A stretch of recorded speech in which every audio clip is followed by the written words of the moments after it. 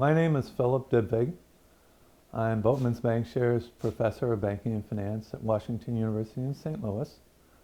And today I'm stressed out because I learned this morning that Ben Bernanke, Doug Diamond, and I were awarded the Nobel Prize in Economics. And he put him on like this, and he had a suit, and he looked very, very serious. And he said, but not me.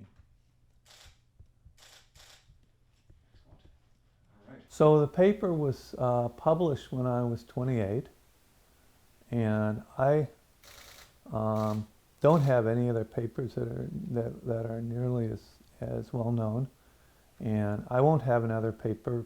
It's just vanishingly small probability that I would have another paper that's of this level of importance. So if you think about it, my career has been downhill since '83. So I feel like a child star or something. I don't know. No, it's good. I mean I have no regrets, and I don't feel bitter or unhappy. I mean, I'm just lucky to get one paper that gets this much attention, and I've gotten to continue to do research that I love to do, and you know, live pretty comfortably.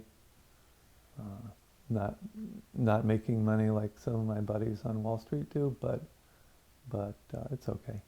There'd be some people who would have a look with their glasses. I guess a lot of it was probably earlier in the 50s. I'd see old television. My alarm woke me up this morning, and I had the phone on Do Not Disturb for overnight, and I had hundreds of messages. And I knew that this was the time for Nobel announcements, so I went to the Nobel Prize website, and there was my name.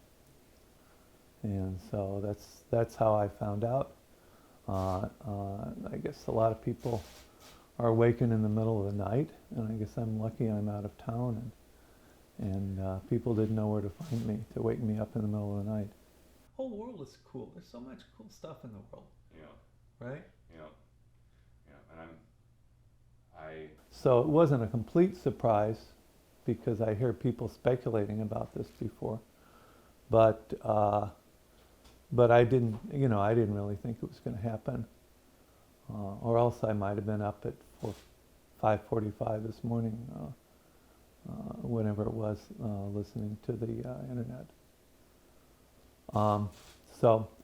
Anyway, I'm happy. I'm a little sad that my advisor can't see this. He passed a few years ago. He should have had a Nobel Prize, and he would have loved that, and he also would have loved seeing his student get the Nobel Prize.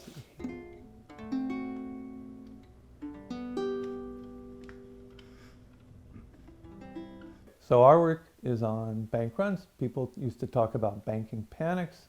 Sounded like a psychological phenomenon where people all of a sudden have this mass hysteria and they takes their money out of the bank. We model bank runs as a rational phenomenon.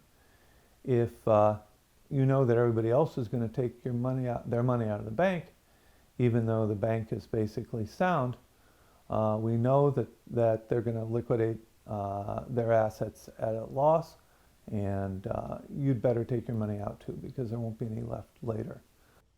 Lively and very smart. I don't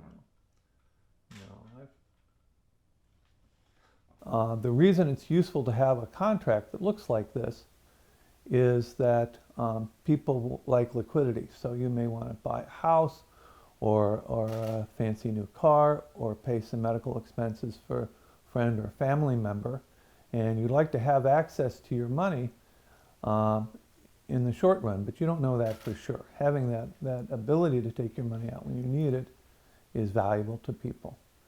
And but it also tends to make banks intrinsically unstable.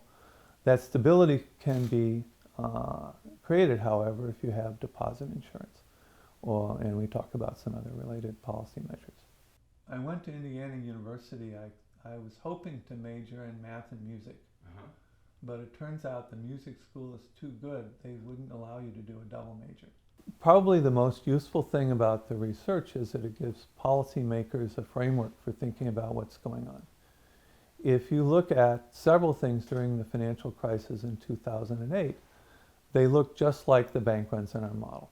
And there were actual bank runs. There are also runs on money market funds, runs on what's called the repo market, repurchase agreement market, and also runs on bank commercial paper. And understanding these runs and what causes them and what you can do to mitigate them is really useful.